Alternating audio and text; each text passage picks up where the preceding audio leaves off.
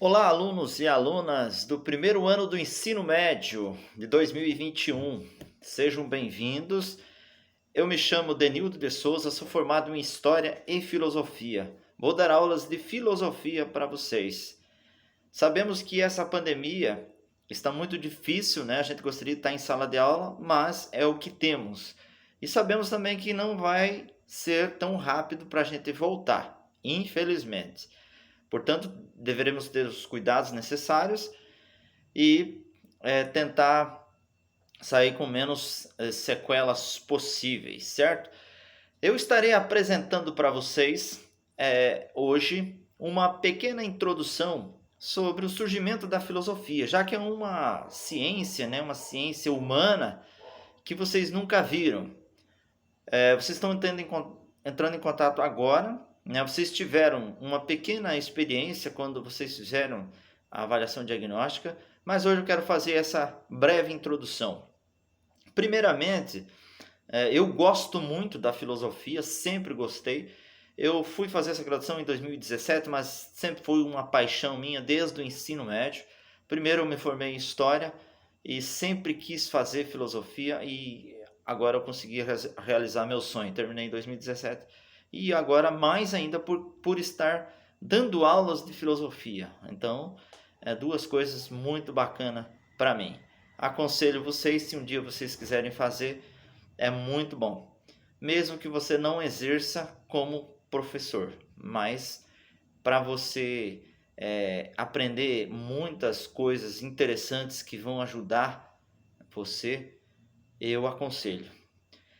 A primeira parte, então, da filosofia, a gente vai saber que ela veio da Grécia Antiga, né? Ela veio com o questionamento da realidade. A mitologia conduzia às explicações dos gregos. A filosofia surge para questionar. Então, o questionamento começa a fazer perguntas, a razão, a reflexão. O ser humano é o único que tem racionalidade. Essa racionalidade é diferente da razão. A razão é uma forma de ver, é uma forma de pensar, é uma forma mais científica.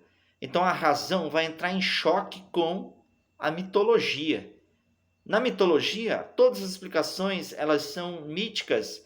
Os deuses gregos, os semideuses, eles já têm as explicações prontas. Na razão, na ciência, para os gregos, não. O homem pode ser o dono do seu próprio destino.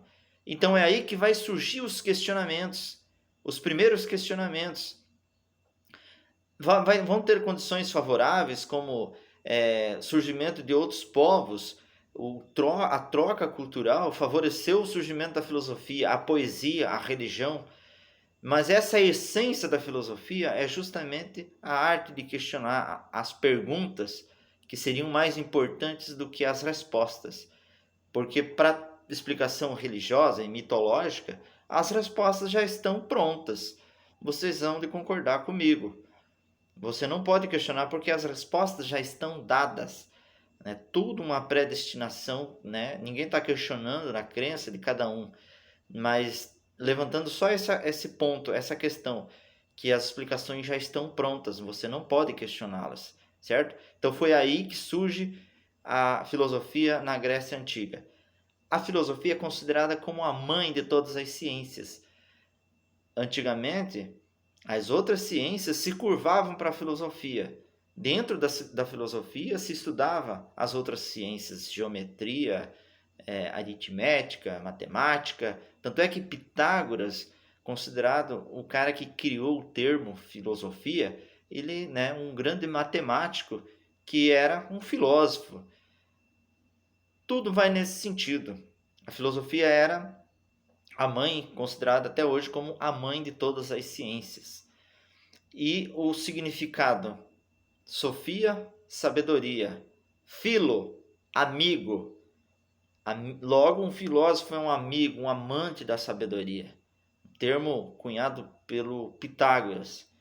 Então, essa é a base da essência da filosofia, o questionamento, as perguntas, certo? Então, essa introdução, né, o surgimento dos gregos, o surgimento da filosofia para os gregos, surgiu nesse contexto de trocas culturais, na poesia, o encontro com as pessoas, o debate em praça pública e principalmente o questionamento com a mitologia. Ela surge, né, vai ter lá no século VII, no século IV antes de Cristo, né, que a gente vai ter os pontos fortes. Essa camiseta que eu estou usando, né, ela faz uma alusão ao Sócrates, né, considerado um grande filósofo da Grécia Antiga, que foi acusado de corromper a juventude. Então essa foto, como vocês podem ver, ele teve que tomar um veneno porque ele foi condenado, acusado de corromper a juventude. E o que ele ensinava? Apenas ensinava a pensar, a questionar, a refletir sobre a realidade. Então logo as autoridades da época não gostaram nada disso, porque toda autoridade ela se justifica em cima dessas explicações mitológicas, religiosas, certo? Feito isso, então vamos para a segunda aula. A segunda aula vocês vão ter que elaborar uma experiência filosófica. Essa experiência filosófica, ela dá um exemplo bem simples, que é a história de um médico que foi numa aldeia Chavante, no Mato Grosso, e que ao encontrar-se com o índio Rupaul, ele fez o seguinte questionamento: você é feliz? O índio respondeu: sim. E o que é felicidade? O índio disse: não sei. Então, a partir desse momento, o médico ele vai ter uma experiência filosófica, seguindo os 3 passos que eu disponibilizei para vocês no texto. Primeiro, estranhamento. Ele passou por uma situação onde que ele se viu totalmente longe e fora da realidade dele.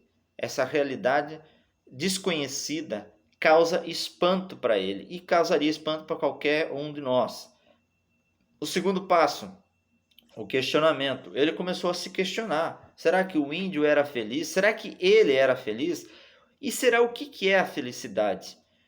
Será que eu tenho uma resposta? Será que nós temos uma resposta para isso? Seguindo esses 3 passos, então nós temos o quê? Uma situação ou uma experiência filosófica. Eles não chegaram a uma resposta sobre o que é a felicidade, mas eles levantaram questionamentos importantes. E é esse o papel da filosofia. Não trazer as respostas prontas, porque quando a resposta aparece pronta, está tudo muito fácil, está tudo muito explicado. Eu dei o exemplo para vocês da questão da pandemia. Quando você vai buscar uma experiência filosófica dentro da pandemia, primeira coisa que acontece é um estranhamento. Eu nunca passei por isso. O que é isso? Da onde veio? Primeira coisa, um estranhamento. Segundo, questionamento. Da onde veio? Como surgiu? E aí nós vamos ter várias explicações. A ciência vai ter uma explicação. A religião vai ter outra explicação. E aí, como chegar num denominador comum? Esse é o papel da filosofia, trazer esses questionamentos. E quando você se fixa numa única resposta, pronto, o questionamento acaba. Agora, quando você levanta, quando você problematiza, você deixa a coisa em movimento e você abre precedentes.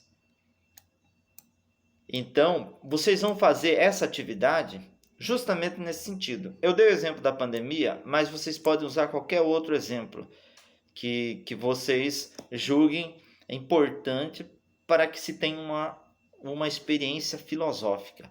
Então pode ser qualquer coisa. Vocês podem ter uma resposta, mas também vocês podem fechar o texto de vocês com os questionamentos, abrindo precedente para novas possibilidades, certo? Seria isso, pessoal.